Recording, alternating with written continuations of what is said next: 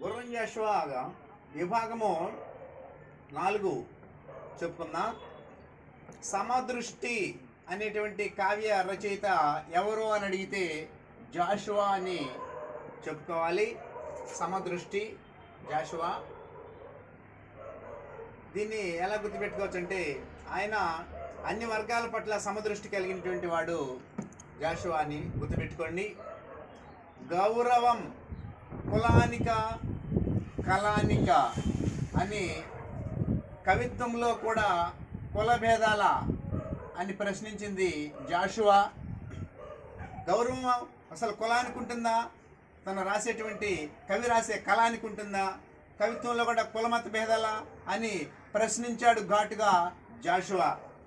జాషువా కవిత్వాన్ని అతని వ్యక్తిత్వం నుండి విడదీసి చూడలేమో. అవి ఒకదానికొకటి కారకాలు ఉపస్కారాలు అవిభాజ్యంగా కలిసి మండిన అగ్ని జ్వాలలు అని అన్నది సినారే అంటే సి నారాయణ రెడ్డి, సింగిరెడ్డి నారాయణ రెడ్డి. ఏమన్నాడు ఆయన? కవిత్వాన్ని అతని వ్యక్తిత్వం నుండి విడదీసి అసలు చూడలేము.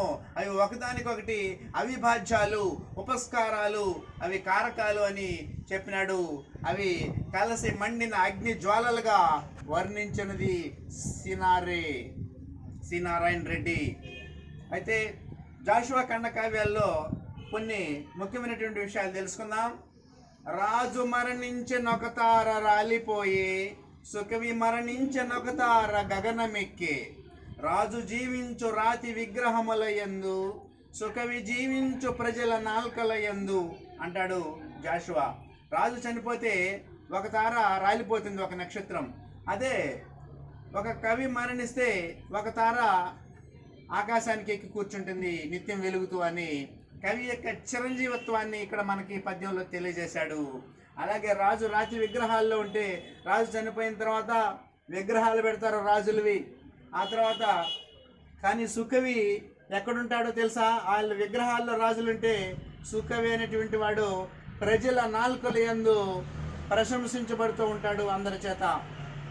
తర్వాత పద్యం చూస్తే, రాజు చేతి కత్తి రక్తంబు వర్షించు, సుకవి చేతి కలము సుధలు గురియు. అతడేల గలుగు యావత్ ప్రపంచంబు, ఇతడేల గలుగు ఇహమ పరము అంటాడు జాషువా. రాజు చేతి కత్తి రక్తాన్ని అది వర్షిస్తుందంట, సుకవి చేతి కలము అమృతాలు కురిపిస్తూ ఉంటుందని అక్కడ కత్తికి కళానికి ఉండేటువంటి భేదాన్ని తెలియజేసినాడు. అలాగే రాజుకి కవికి ఉండేటువంటి తేడాన్ని ఇక్కడ తెలియజేసినాడు. అతడు యావత్ ప్రపంచాన్ని వెళ్తే రాజు అనేటువంటి వాడు, కవి అనేటువంటి వాడు ఇహము పరము అంటే ఈ లోకాన్ని పరలోకాన్ని వేలుతూ చిరంజీవత్వంగా ఉంటాడని కవి గురించి గొప్పగా చెప్పడం జరిగింది జాషువా. ధన్యవాదాలు.